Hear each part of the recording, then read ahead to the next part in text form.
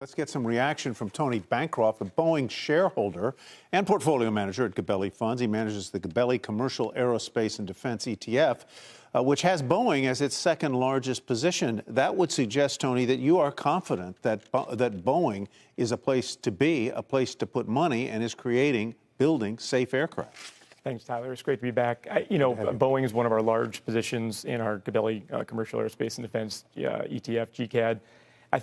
I think the bottom line up front is the customers most impacted, the people most impacted and most exposed to the safety of Boeing aircraft are the airlines, and they, as we've seen with United this morning and other airlines making comments that they can't buy enough Boeing aircraft, MAX 787, 777. The FAA and Boeing went through a process in 2020 to 22 to work on this gap issue and the fit up force that they had a hearing on this morning, and I think they came up with a solution, and those planes are flying perfectly fine. And in general, aviation is still the safest form. Aerospace is still the safest form of travel, and the FAA has not had a crash related death since 2009 with the Colgan flight. So that's 10 to 12. Who has not? The FAA aircraft. Right? FAA aircraft since 2009 haven't had a crash-related fatality. What is an FAA aircraft? Because I think back of the 737 MAX 8s that did crash. Right. So the 730. So the FAA is all aircraft, the fleet of aircraft that fly within the United States. So it's the gold standard of travel of transport. Right. That's 10 to 12 billion people have had safe flying in the last 15 years. When you hear a whistleblower or the testimony like you heard there, how do you process it? How do you put it into the algorithm that brings you to an investment decision about a company?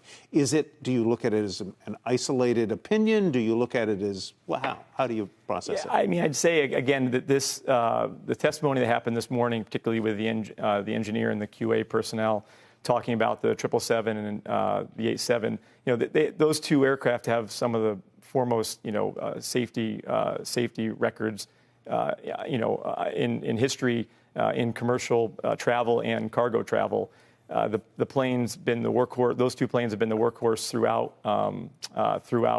COVID. The 787 was flying multiple type of flights throughout that time, and I think Boeing makes safe aircraft. That's just the reality of it, and I think the data has pretty much proven that. Have you heard much in your channel checks about how the public feels about flying Boeing? Because there are memes circling out there about concerns surrounding safety and people not wanting or discovering that the plane that they have a ticket for is a Boeing aircraft. And has there been any sort of boycotting or distaste about flying Boeing that you think will ultimately trickle down?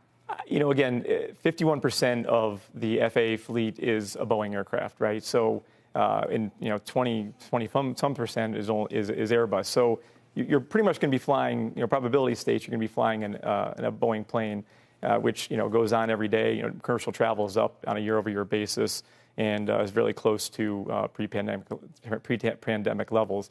And I just think that people might focus on this as sort of like the whiteboard, the huge whiteboard that's perfectly clean except a little black dot.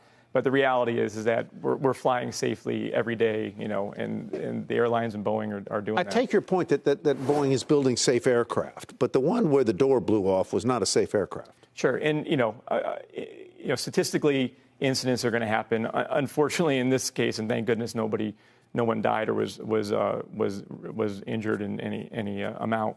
That I think things happen. I mean, aviation is dynamic, of course. Aviation and putting together complex planes that are highly variable is part of the manufacturing process, and there are going to be errors. And I think Boeing has been focused on that, and I think as the FAA's just put out that they're going to be focused going forward, and they'll come to a resolution to moving forward.